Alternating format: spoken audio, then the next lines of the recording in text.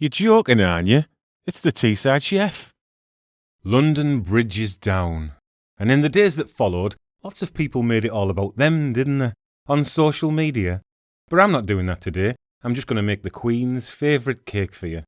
And this is a no-bake chocolate biscuit cake, so we'll need biscuits, won't we? I have 250 grams of good old British digestives here, and I'm breaking them into sort of fingernail-sized pieces, if you like. The Queen liked rich tea biscuits, apparently, in her no-bake chocolate biscuit cake, also called a tiffin cake.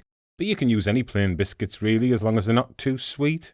So now that's done, and it was a bit of a pain. I have 150 grams of good quality dark chocolate, and I'm going to melt that in the microwave in short bursts while I prepare the other ingredients for this very simple but decadent cake filling.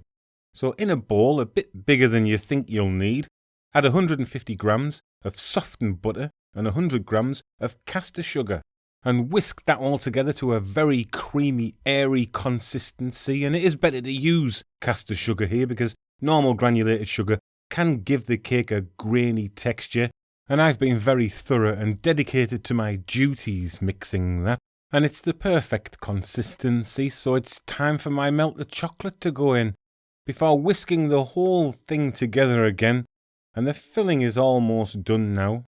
But of course, we have to add the biscuits, and it is best to do this to a warmish butter, sugar, chocolate mix, as that will make everything easier to combine, which is why we broke up the biscuits first and did the rest second. So you want to make sure that these biscuits are well coated with the whipped mix, so you'll need to stir well. But stir carefully, because you don't want to break all these biscuits into crumbs, because someone might chop your head off in the Tower of London if you get this wrong. Now you can form this cake in anything really, but I have a small 16cm cake pan here lined with paper. I only buttered the bottom of the paper to stick it down and not the top, because we don't want a thin layer of butter on what will eventually be the top of the cake, but we'll get to that, because first I'm putting half of the mix in the pan, and I'm going to flatten it down well to fill in all those gaps in the mix, and this is easy and more effective to do in 2 stages. Otherwise you're trying to force the full mix into shape, and that's not going to be good for these delicate biscuits here. Then repeat the process, making sure to even it all out as best you can, but don't worry if the top here looks a little bit rough, because like I said, we're going to flip the cake eventually, and the bottom will become the top. So set in the fridge or freezer until firm, and once it's all set, go around with a knife, being careful not to scratch your tin, and release that cake from its straitjacket there, and flip it. And you know this cake is also Prince William's favourite cake, and apparently he had a 3-tier version of this for his wedding to Kate. So you might want to peg this recipe to your notice board and make it for when he becomes king one day.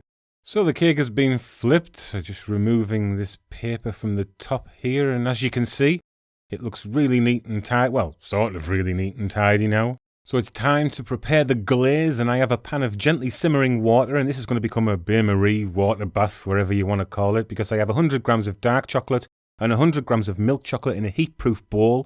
The traditional way would be to use all dark chocolate, but I think a mix of milk and dark helps the glaze pour more easily, but it's up to you. It's a free country, isn't it? Well, sort of. And then simply pour the warm melted chocolate atop the prepared chocolate biscuit cake and spread out carefully with a knife or an offset spatula, making sure to get plenty down the sides there. And I have some melted white chocolate in a piping bag, which I'm going to pipe on in an ever-increasing swirly pattern here to decorate the cake before making this chocolate effect with a toothpick. You can decorate this cake any way you like, of course, but I think this rather old-fashioned decorative pattern suits a traditional cake like this in a way.